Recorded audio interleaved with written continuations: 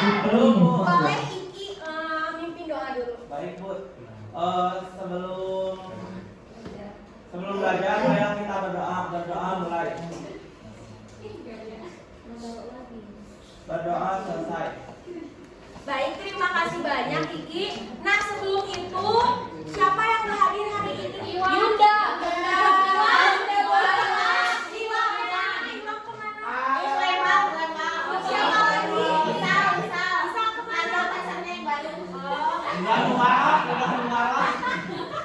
Ada yang sakit nggak hari ini? Ada. Kita doain dulu yang sakit, semoga minggu depan bisa ikutin pelajaran lagi. Terus yang alfa semoga cepat diberi kesadaran gitu ya. Nah, sebelum itu biar rame gitu ya, kita nyanyi dulu, mau nggak? Mau. Tapi siapa dirijennya di sini?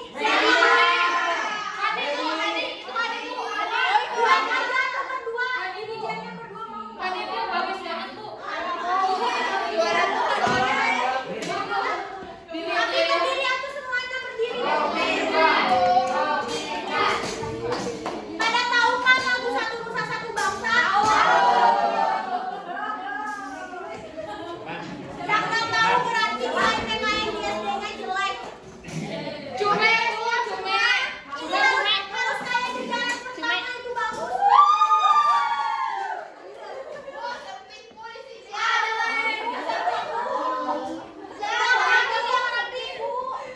Siap ya? Nusa bangsa dan bahasa kita bela bersama.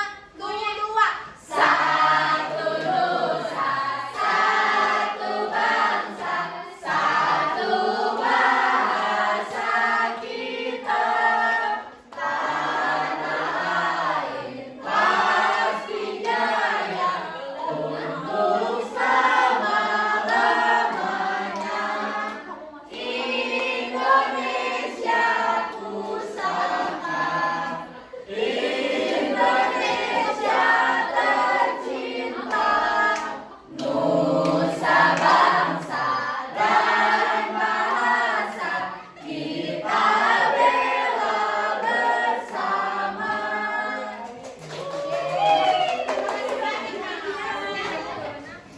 Nah, sebelum masuk ke pembelajaran, kita tepuk-tepukan dulu, mau nggak? Ada yang tahu kan tepuk pramuka?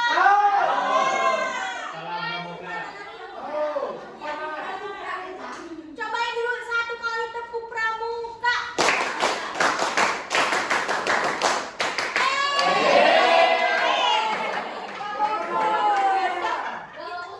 Tapi nanti tepuknya diganti jadi tepuk PKM. Kita mulai ya, siapa yang nggak fokus berarti belum siap belajar. Udah siap belum? Siap. 2 kali tepuk PKM.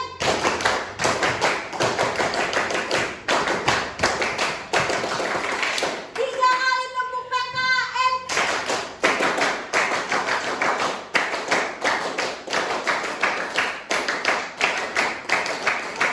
1 kan?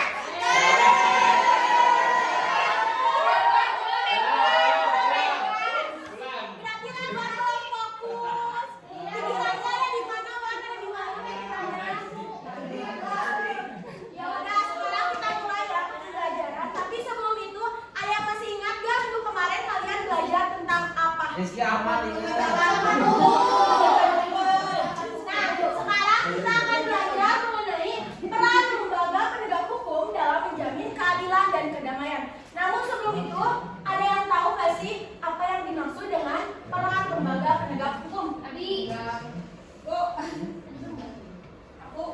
Boleh?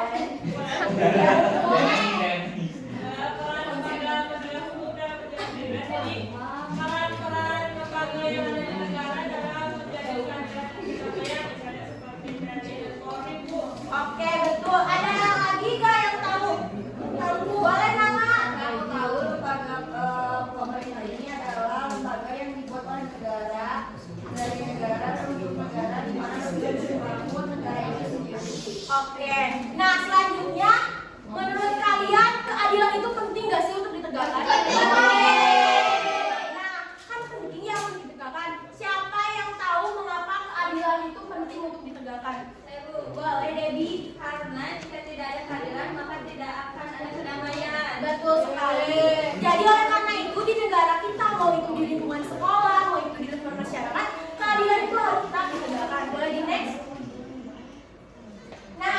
tujuan dari pembelajaran kali ini adalah berperilaku jujur dalam praktik perlindungan dan penegakan hukum di tengah masyarakat yang dapat mendemonstrasikan hasil evaluasi praktik perlindungan dan penegakan hukum untuk menjamin keadilan dan keadilan.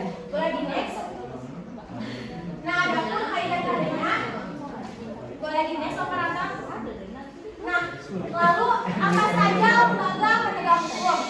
Hari ini kita akan belajar mengenai apa aja sih lembaga penegak hukum. Boleh di next? Nah, boleh dilihatkan oleh anak-anak semua bahwa ada beberapa lembaga penegak hukum, yaitu Polri, Kejaksaan, Kehakiman, Advokat, dan KPK. Nah, ada yang mau bantu ngebacain ibu nggak? Bu, Hani dulu ya.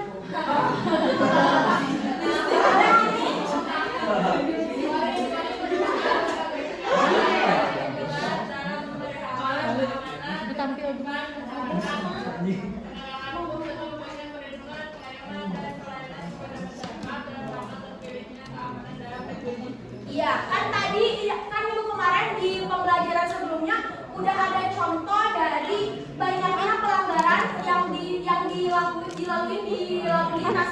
Nah, salah satu adanya Polri ini sebagai penegak dari supaya hukum itu bisa dijalankan. Siapa di sini yang kalau naik motor gak pakai helm?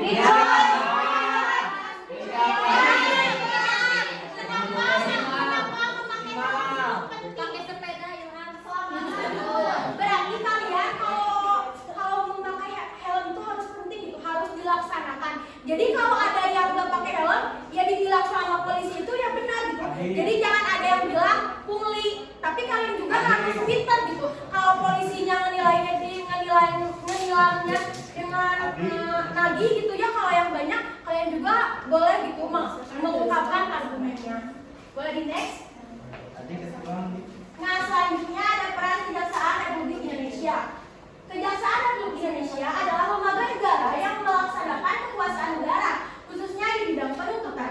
Penuntutan merupakan tindakan jaksa untuk melimpahkan perkara pidana ke pengadilan negeri yang berwenang dalam hal dan menurut cara yang diatur dalam undang-undang dengan permintaan supaya diperiksa dan diputus oleh hakim di sidang pengadilan. Nah, jadi kalau nanti ada perkara yang diputuskan atau yang diajukan ke dalam pengadilan, jaksa ini berhak untuk mengajukan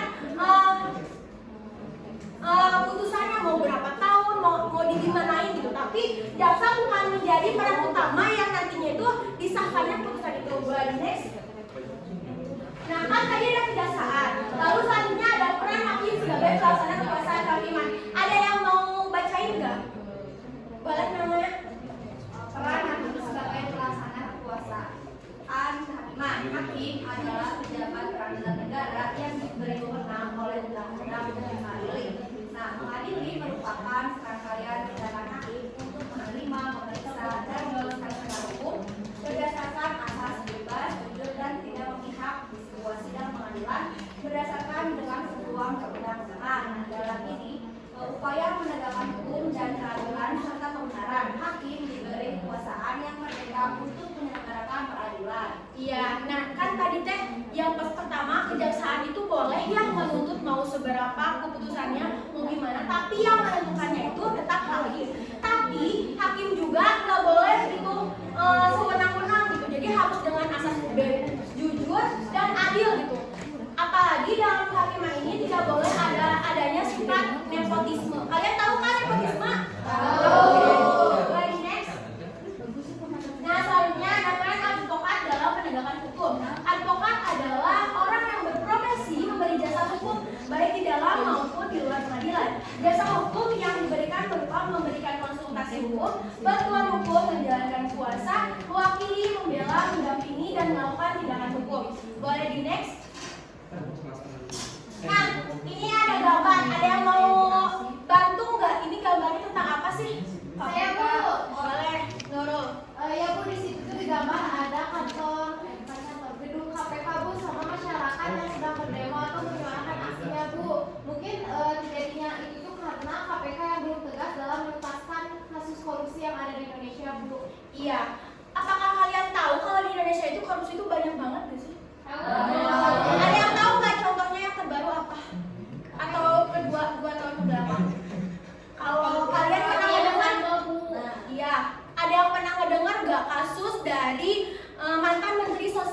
Kan harusnya itu teh hak yang harus dimiliki oleh masyarakat. Tapi oleh petinggi-petinggi negara malah diambil gitu, malah dirampas. Nah, kita sebagai penerus bangsa nantinya harus menghindari sifat-sifat korupsi seperti itu. Lagi next. Nah, ini ada pengertian dari KPK sendiri, yaitu Komisi Pemberantasan Korupsi disingkat KPK adalah sebuah komisi yang dibentuk pada tahun 2003 berdasarkan Undang-Undang RI Nomor 30 Tahun 2002 tentang Komisi Pemberantasan Tindak Pidana Korupsi. Tujuan dibentuknya KPK adalah untuk mengatasi, menanggulangi, dan memberantas korupsi. Adanya KPK ini untuk memberantas korupsi. Jadi KPK ini harusnya menjadi contoh gitu. Gak boleh nantinya KPK yang malah melakukan korupsi itu sendiri. Kalau KPK sampai melakukan itu sendiri, maka nantinya juga masyarakat akan menilainya negatif. Nah, minggu kemarin kan Ibu udah membagi kelompok ya. Sudah. Yang tampil pertama adalah kelompok 1. Dan Ibu sudah membagikan temanya, yaitu mengenai korupsi yang dilakukan di lingkungan persekolahan. Boleh kelompok 1 siapa aja? Boleh maju.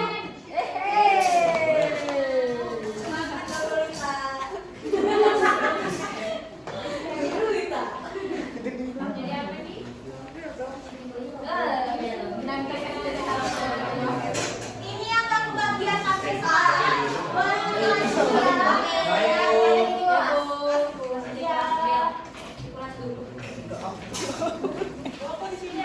Boleh boleh. Udah siap nggak? Udah siap nggak kalian? Tidak benar, soalnya nanti kalian harus menilai siapa yang bagus, siapa yang kurang. Boleh dimulai. Dan action. Guys, ke kantin.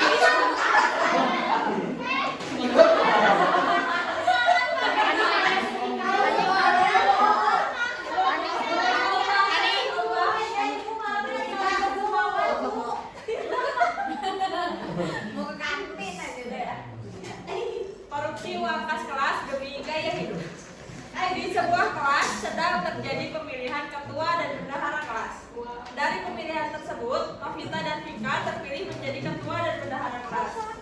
3 bulan sudah Vika menjabat jabatannya sebagai bendahara dan kelas dan berencana ingin mentraktir teman-temannya. Guys, kita ke kantin yuk. Aku deh yang meraktir. Punya uang dari mana lo? Aku ngerti semua. Ini orang tua gue lah. Vika dan semua teman-temannya bertugas menuju kantin dan memesan makanan. Saat menikmati makanan yang mereka pesan, tiba-tiba Intan menghampiri Vika. Fik, lo dipanggil Bu Eria di ruang TU tuh. Emang kenapa sih Bu Eria panggil gue? Mungkin kangen tuh Bu Elia sama lo, Pik. Siapa Tanpa namanya? berpikir panjang, Vika pun masuk menghampiri Bu Eria di ruang TU. Ibu, permisi, ada apa ya Ibu? Ibu, SPP bulan kamu dan 3 bulan. Selamat tahun. Ya Ibu, nanti ya, nanti aku minta uangnya deh sama orang tua aku.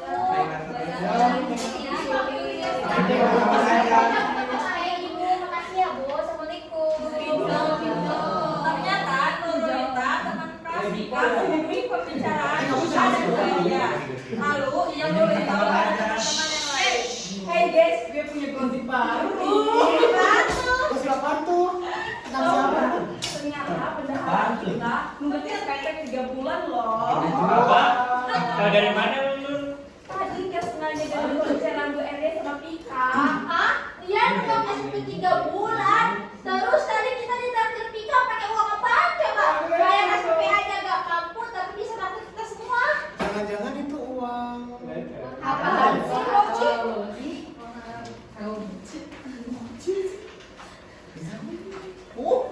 Sudah dulu. Dari awal emang gue udah curiga sama itu anak. Apaan sih, Jang? Bilang aja kamu kasih dendam sama Pika karena kamu gak kepilih jadi bendahara, iya kan? Gini aja deh. Secara Vika kan bendahara di kelas. Kita tahu kan, bendahara itu tanggung jawabnya megang uang. Bisa aja dia pakai uang itu untuk kebutuhannya. Bisa jadi juga sih. Dulu, Vika pilih jadi bendahara kan karena kalian tuh melihat dari gaya hidupnya yang mewah. Tapi mana tanggung jawabnya? Nol. Setuju aku sama Riza. Dan aku gak percaya deh semua hal yang kita ceritain ke kita, yang katanya punya mobil lah, punya laptop lah, punya HP lah, merek iPhone gitu segala macam. Merek gitu. Padahal kita sering lihat kalau Vika itu ke sekolah tuh jalan kaki, bertolak belakang banget sama yang dia cerita ke kita. Terus selama ini yang Pika ceritain itu kehidupan siapa ya? Siapa tuh? Gini aja deh, daripada kita ngomongin kayak gini, mending kita cari buktinya aja. Kamu aja sana, kan kamu temannya si Pika. Esokan harinya, saat berada di kelas, pada saat itu Pika sendirian di kelas, sedang memikirkan bagaimana cara membayar SPP tanpa membebani orang tuanya. Dan Pika pun mulai teringat tentang duit kas kelas yang dibawanya selama ini, dan langsung mulai mengambil dan membuka dompet kas kelas yang ia bawa selama ini dari dalam tas dan mengambilnya untuk bayar SPP di Jeng dan dipindahkan di saku bajunya. Dan tiba-tiba dengan sengaja Nurul, Muscin, dan Novita pun menyaksikan aksi Pika tersebut secara diam-diam. Aduh, mau bayar SPP pakai apa ya? Aku ambil uang kas aja deh, kayaknya banyak. Ada kami. Jeng. Ayo Pika, lo ngapain? Astagfirullahaladzim, ya Allah. Udah jujur aja Pik, daripada malah kita geledah. Aku mau ngapain? Gak nyangka banget aku sama kamu, Vik. Di depan baik ke kita, tapi di belakang ngambil uang kas kelas. Mana sih? Aku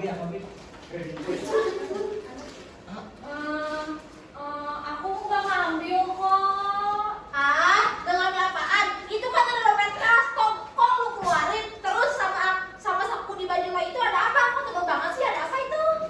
Ada uang aku. Dan tiba-tiba Intan dan Riza masuk ke dalam kelas.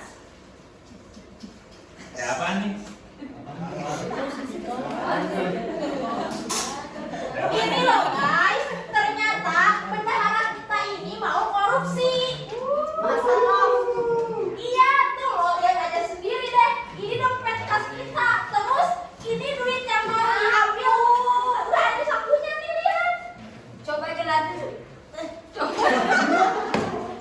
Coba jelasin, Pik. Sebenarnya lo itu ada masalah apa sih? Sebenarnya gini guys. Sebenarnya aku nunggu SPP awalnya 3 bulan, terus aku nggak ada uang buat bayarnya. Lah kok waktu itu malah traktir teman-teman di kantin. Iya kan dulu itu pakai uang dari nyokap gue. Aduh, ini gimana sih, Vik? Harusnya uang SPP itu dibayarin, bukan pakai jajan. Ya gue minta maaf deh, soalnya dulu gue kepepet banget. Apa sih?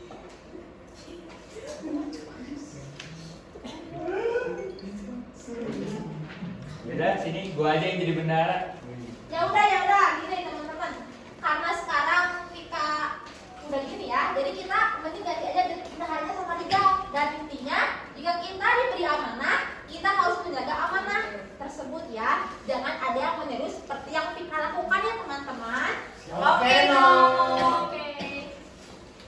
Ya udah deh, gue minta maaf ya atas kesalahan gue yang kemarin. Oke Pik, tapi lo janji ya jangan ulangi lagi kesalahan kayak gini. Oke Nov, gue janji deh sama lo semua.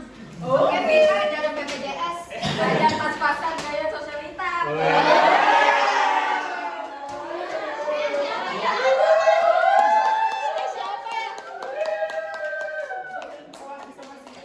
Makasih buat kelompok 1. Nah kan tadi udah ada tadi yang di kelompok 1 ada yang mau kasih nilai moral nggak?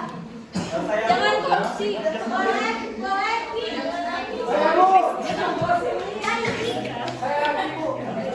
Dalam drama yang sudah ditampilkan oleh kelompok satu tadi dapat kita lihat bahwa bukan hanya dalam dunia pemerintahan saja kita harus kritis dalam menyikapi penegakan hukum, namun dalam lingkungan terdekat seperti persekolahan yang di dalamnya terdapat struktur kelas yang menjadi penegak hukum, maka apabila kita diberikan amanah harus dilaksanakan secara jujur supaya kita nantinya tidak terjerumus kepada hal yang dapat merugikan diri sendiri. Iya betul sekali. Kita sebagai bangsa harus menjadi contoh gitu di masyarakat supaya kita nantinya nggak terjerumus kepada hal-hal yang dapat merugikan diri kita sendiri. Nah, karena waktunya sudah habis, terakhir ada yang mau baca kesimpulan nggak? Aku. Boleh, Arla.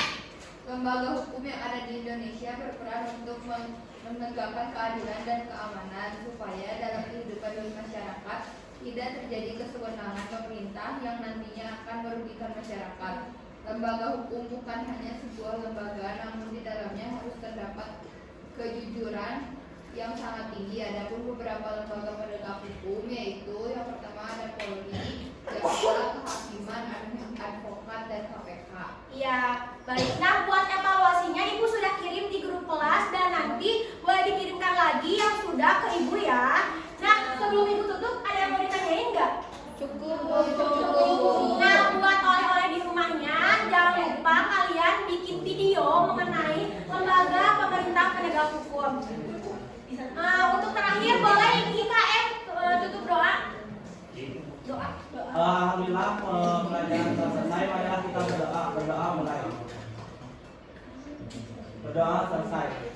Baik, terima kasih banyak kepada anak-anak kelas 12 IPS 1. Sampai jumpa di pertemuan selanjutnya. Assalamualaikum warahmatullahi wabarakatuh.